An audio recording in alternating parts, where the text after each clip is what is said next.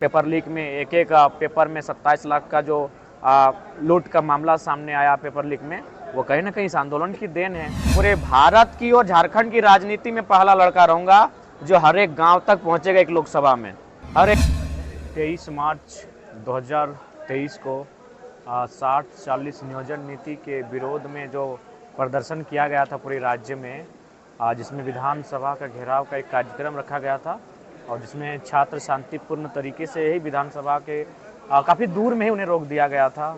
और उस दरमियान आंसू गैस इत्यादि, रबड़ गोली इत्यादि बहुत कुछ की बौछार भी की गई थी और साथ ही साथ कुछ फर्जी मुकदमे भी किए गए थे, क्योंकि इस राज्य की आदत है हुक्मरान की कि जब ये स्टूडेंट के मूवमेंट को दबाने का प्रयास करते हैं तो कुछ स्टूडेंट्स पर फर्जी एफआईआर किए जाते हैं।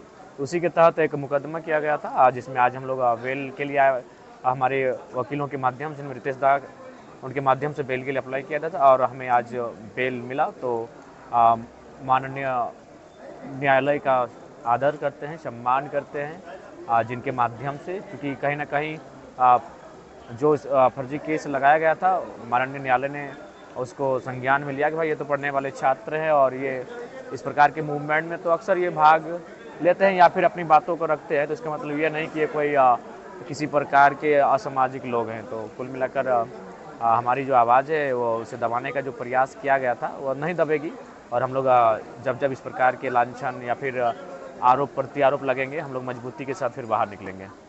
ये समय है, क्योंकि समय कम बचा है, ऐसे समय में आप गांव घर में घूम जन आशीर्वाद यात्रा कर रहे हैं और ऐसी परिस्थिति में कोर्ट कचहरी को भी मैनेज करना पड़ता है, तो कितना मुश्किल होता है? देखिए, जब पॉलिटिक्स की बात आती है, राजनीति की बात आती है, तो बहुत सारी चीज़ें आपको फेस करना पड़ता है। सही बात है, अभी हम लोग पूरी तरह से गिरिडीह लोकसभा को फेस किए थे और अपना जो भी समय हम लोग का व्यतीत हो रहा था वो गिरिडीह लोकसभा में ही हो रहा था। उसी बीच आज रांची बेल के माध्यम से निकालकर समय आना पड़ा, तो कहीं ना कहीं एक दिन का तो उस हिसाब से मानते हैं कि थोड़ा सा माइनस हुआ है, लेकिन कोई बात नहीं, ये बहुत इंपॉर्टेंट कार्य था। हम लोग इसे एक दिन को अपनी ऊर्जा से फिर बैकअप कर लेंगे।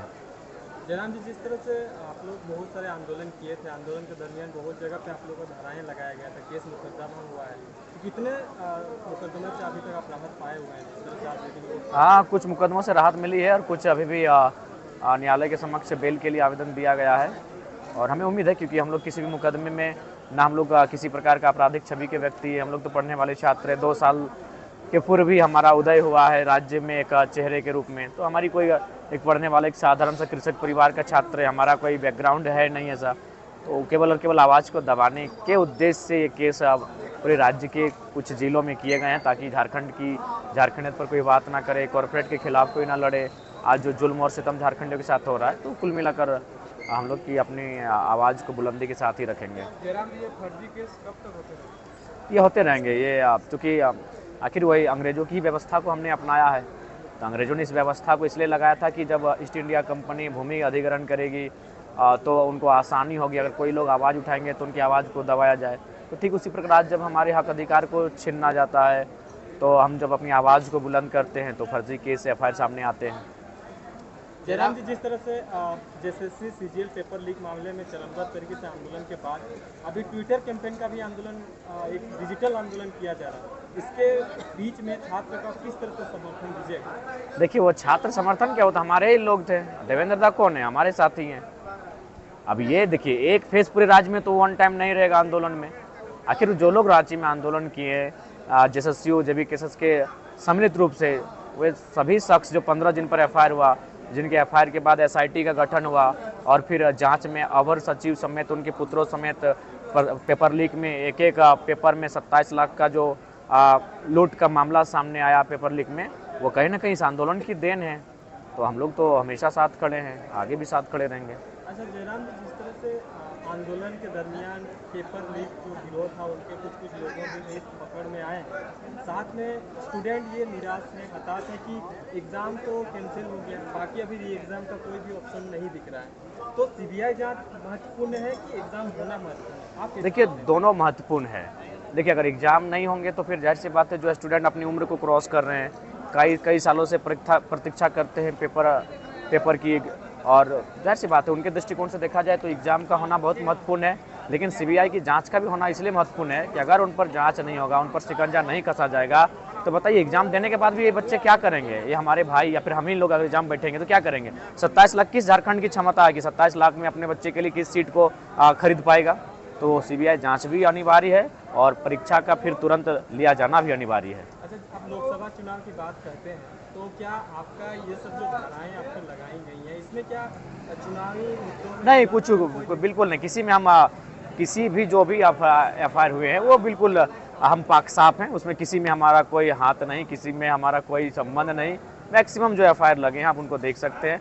एक एफआईआर तो हद है, एक एफआईआर को अगर आप सुनेंगे तो हद लगेगा कि जयराम महतो का फोटो लगा था इसीलिए एफआईआर किए हैं।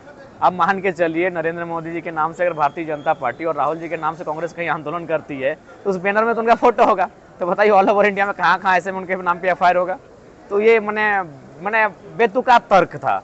आप उस एफआईआर को चार्जशीट को पढ़िएगा, आपको भी हंसी आएगा कि पता नहीं एक साधारण सा लड़के के पीछे इतने लोग लगे हैं कि आज मैंने बेतुका तर्क के माध्यम से उन्हें एफआईआर करना पड़ता है। झारखंड की राजनीतिक घटना के बारे में क्या कहना चाहेंगे। कांग्रेस की गीता कोड़ा बीजेपी में जा चुकी है। देखिए वहाँ चूंकि जो कोल्हान का जो क्षेत्र है वहाँ जेएमएम ने अच्छा रिजल्ट किया है, तो जेएमएम का प्रेशर था कि भाई वो गठबंधन की सीट पहले कांग्रेस की थी वो जेएमएम में जाएगी, तो इसलिए जाहिर सी बात वो सीट हमें लग रही है कि चाईबासा जो है वो जेएमएम के पाले में जाएगा। इसलिए गीता कोड़ा ने जंप किया है क्योंकि उनको तो फिर एमपी है प्रेजेंट, तो वर्तमान में फिर वो बीजेपी के उनका रास्ता बचेगा। जयराम जी, जिस तरह से आप लोकसभा चुनाव की बात करते हैं, हालांकि गिरिडीह में आपका जो तैयारियां हैं जो लोगों के बीच जा रहे हैं वो कहीं ना कहीं एक ऐतिहासिक रहा है। ऐतिहासिक रहेगा। मैं सुनिए तारीफ नहीं करूंगा, मैं पूरे भारत की और झारखंड की राजनीति में पहला लड़का रहूंगा जो हर एक गांव तक पहुंचेगा एक लोकसभा में, हर एक गांव तक पूरे भारत के। लोकसभाओं में अभी नहीं दिख रहा। देखिए दूसरे वो उनकी एक्टिविटी है, हमने इंटरनली उनको सजेशन कर दिया है कि अपने लोकसभा क्षेत्र में जाइए भ्रमण कीजिए,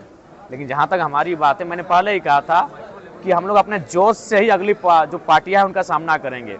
और शायद भारत के 74 साल के लोकतांत्रिक, अगर 1952 से चूंकि हमारा पहला आम चुनाव 52 और ये 24 यानी आई थिंक 72 साल के इतिहास में पहला शख्स होगा जो पूरे लोकसभा के हर एक गांव तक पहुंचेगा, हर एक पंचायत तक पहुंचेगा, वह शख्स जयराम महतो रहेगा। माइक्रो लेवल पे कैसा तैयारी है, बूथ एजेंट हो जाएगा। देखिए इससे पहले हम लोग आप भी जानते हैं कि 50,000 की भीड़ में हमारी सभा होती थी, यही टाटी सिलवे। आज भी तस्वीर को देखते हैं तो अब हम लोग क्या कर देंगे, हम लोग 20 लोगों की हम लोग सभा कर रहे हैं, तो माइक्रो लेवल की ही तैयारी है।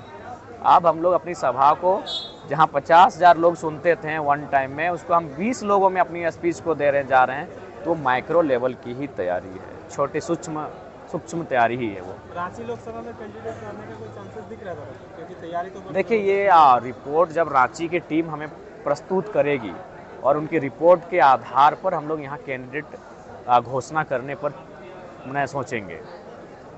कैंडिडेट का चयन कैसे करिएगा? देखिए वो तो निश्चय ही जो रांची में हमारे साथी हैं वो अपने गांव में जाएंगे, गांव के लोगों के बीच, गांव की चौपाल में बैठेंगे, किसानों के बीच बैठेंगे, छात्र नौजवानों के बीच बैठेंगे, कामगारों के बीच बैठेंगे, और वहाँ से जो रायशुमारी छनकर सामने आएगी उस पर हम लोग अमल करेंगे। मैनिफेस्टो जारी नहीं किया था बाय लिस्ट। देखिए अभी किसी सेंट्रल पार्टी का मैनिफेस्टो नहीं आया, तो जाहिर सी बात है हम लोग तभी नौसिखिए हैं, समय लगेगा, हम लोग जल्द जारी करेंगे। लेकिन सबसे फास्ट आप ही लोग चल रहे हैं, बड़े पार्टी के लोग अभी तक कर भी नहीं पाएंगे, उतने उतनी ऊर्जा भी नहीं है और ना ही उतना जिद है। वो तो अपने यहाँ दिल्ली के भरोसे जीतते हैं चुनाव, वे लोग बाप के मने अपना इधर उधर से चुनाव जीतते हैं, हम लोग अपना बाय फेस अपने टैलेंट के दम पर चुनाव में। पार्टी का स्टेटस ठीक ठाक है, अब 2-4 महीनों में रजिस्ट्रेशन नंबर हम लोग का अलॉटमेंट कर दिया जाएगा।